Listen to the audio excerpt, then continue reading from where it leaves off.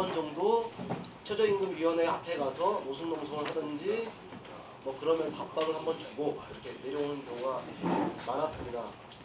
근데 제 기억으로는 대부분의 최저임금을 결정됐던 그 시기에 특히 이명박 정부 들어와서 몇십 원 정도 올렸던 게 제 기억으로 좀 남아 있습니다. 그래서 10원짜리 던지고 온 적도 있었는데요. 뭐 얘기를 어떻게 좀 풀어봐야 될까요? 그 비정규직 노동자들은 대부분 딱 최저임금에 턱걸이하는 임금을 받고 일을 합니다. 사실상 노동조합이 있다고 하더라도 대부분 노동자들이 대규모로 조직되어 있는 상황이 아니기 때문에 회사와 구성을 통해서 임금 협상을 할 수 없는 구조가 많고요. 그래서 대부분 이제 최저임금이 6월달에 얼마큼 상장이 되면 인상이 되면 그만큼 오는 액수가 그 업체가 재계약할 때 단가로 포함이 돼서 오르게 됩니다. 그래서 대부분의 비정규 노동자들이 딱 그 최저임금을 받고 일을 할 수밖에 없는 구조인데요. 최저임금이 4,860원, GM에 그나마 사정이 낮다고 하는 1차 산하청 노동자들이 5,060원인가요? 정도를 받고 있는데요. 8시간 일을 하면 약 한 4만원 정도를 받습니다. 그리고 전업 특근을 하게 되면 6만원, 7만원 정도가 되겠네요. 아니, 7만원이 안 되나? 10시간이면 5만원에 6만원이 됩니다. 6만원 정도를 받게 됩니다. 사실 그 정도 돈으로는 생활하기 턱없이 부족하죠. 제가 그래서 이 돈이 얼마큼 부족한지에 대해서 좀 생각을 좀 해봤습니다. 제 기준으로 제가 해고생활 7년이기 때문에 제 생활이 아마 대한민국에서 거의 최소 수준이 아닐까 싶은데요. 저는 차비로 한 달에 차비를 좀 많이 씁니다. 15만원에서 한 20만원 정도 쓰고요. 그 다음에 하루에 밥값으로 주로 얻어먹긴 하는데 맨날 얻어먹을 수는 없으니 혼자 사먹기도 하고 사주기도 하고 뭐 이런 것들 포함하면 한 달에 한 30만원 정도가 나갑니다. 그리고 전화를 안 할 수가 없으니 약간 통신비 쪽으로 10만원 정도가 나가고요. 그 다음에 저는 집세를 굉장히 적게 냅니다. 보증금 50에 집세 월세 10만원짜리 살고 있는데요. 10만원을 내고 있습니다. 그리고 수도세, 전기세, 가스요금도 최저로 내고 있는데 보통 한 달에 만원에서 한 2만원 정도 내고 있습니다. 그런데 이제 그 오랫동안 해고 생활을 하다 보니 대출들이 좀 있을 거 아닙니까? 그래서 이 대출 이자와 원금을 상환하는 게 약 한 30만원 정도가 됩니다. 그래서 대략 한 달에 그냥 이거 딱 움직이는 정도의 생존하는 데 들어가는 돈들이 100만원 정도가 됩니다. 근데 이제 해고자가 이 정도인데 일을 하는 사람은 한 120만원 정도 받는다는 거죠. 우리 조합원들이 얼마 전에 복직을 했는데 전업특근을 한 달에 2번 쉬었어요. 한 달에 2번 쉬고 하루에 10시간씩 일을 했습니다. 그런데 150만원 정도 받았더라고요. 이 돈 가지고는 좀 버틸 수가 없죠. 특히 결혼한 사람들은 더욱더 그렇습니다. 여기에 빠진 것들이 있죠. 가장 중요한 것들이 있는데 의료비, 아프면 좀 병원에서 가야 되는데 제가 의료비를 의료보험료를 약 2년 정도 연체를 했는데요.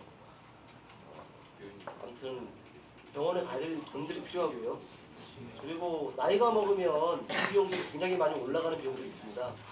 소위 말해서 경조사비인데요. 주변의 친구, 친척들, 그리고 지인들의 결혼, 그리고 그리고 제 나이쯤 되면 이제 부모님들이 지금 사망하는 경우도 좀 많습니다. 그래서 부모님들의 그 조의금 뭐 이런 것들을 내고 나면 평균 이게 한 많이 나갈 때는 30, 40만 원도 나가고 적게 나갈 때도 한 5만 원 이상은 나가는 것 같아요. 뭐 게다가 또 나이 한 40 먹고서는 부모님한테 용돈을 안 줄 수는 없는 거지 않습니까? 부모님이 나이가 드셨으니. 그럼 이 양반들한테 최소한 어버이날에 뭐 선물이라도 하나 사드리고 생신 때 선물이라도 하나 사드리려면 그래도 매달 평균 이것도 한 5만 원씩은 잡아야 될 것 같아요. 근데 이런 것도 못하고 산다는 거죠. 비정규 노동자들 4,860원, 5,000원 정도 받는 시급으로는 이런 것들은 꿈에도 꿀 수 없는 겁니다. 그 비정규직으로 일을 하다가 보니까 또 비정규직에 비정규직들이 있습니다. 현장 안에 보면은 그 저처럼 기간이 정함이 없는 비정규직들이 있는 반면에 6개월, 3개월짜리 단기 계약직으로 들어온 비정규직들이 있습니다. 소위 말해서 알바 노동자들인데요. 이분들은 생활이 좀 더 어렵습니다. 말 그대로 딱 시급만 처리하는 경우가 많고요. 대공장인 경우에는 그래도 주유수당이라든지 이런 수당을 챙겨주는 편이긴 한데 바로 옆에 있는 부평공단이나 이런 공단에서 일을 하고 있는 노동자들의 경우에는 이런 것도 없어요. 대부분의 노동자들이 소위 말해서 알바 개념도 없는 것 같아요. 딱 그 일한 시간만 임금을 책정하고 그 외의 시간들은 무급으로 처리합니다. 그러니까 법으로 명시되어 있는 주유수당, 그 다음에 그 회사의 규칙 사유로 인해서 발생하는 휴업수당, 뭐 이런 것들은 꿈에도 꿀 수 없는 거고요. 그래서 대부분의 노동자들이 일거리가 있을 때 왕창 일을 했다가 일을 없으면 2, 3일 쉬었다가 이런 일들이 반복이 되면 해고가 되었다가 또 다른 일자를 찾았다가 이런 경우가 대부분입니다. 그래서 부평공단에서 그 설문조사를 하다 보면 평균 임금이 사실상 100만 원이 채 안 되는 경우가 되게 많아요. 또 이런 경우도 있습니다.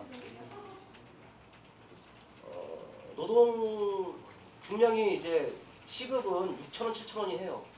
시급은 6,000원, 7,000원을 하는데 이거는 이제 산수의 함정입니다.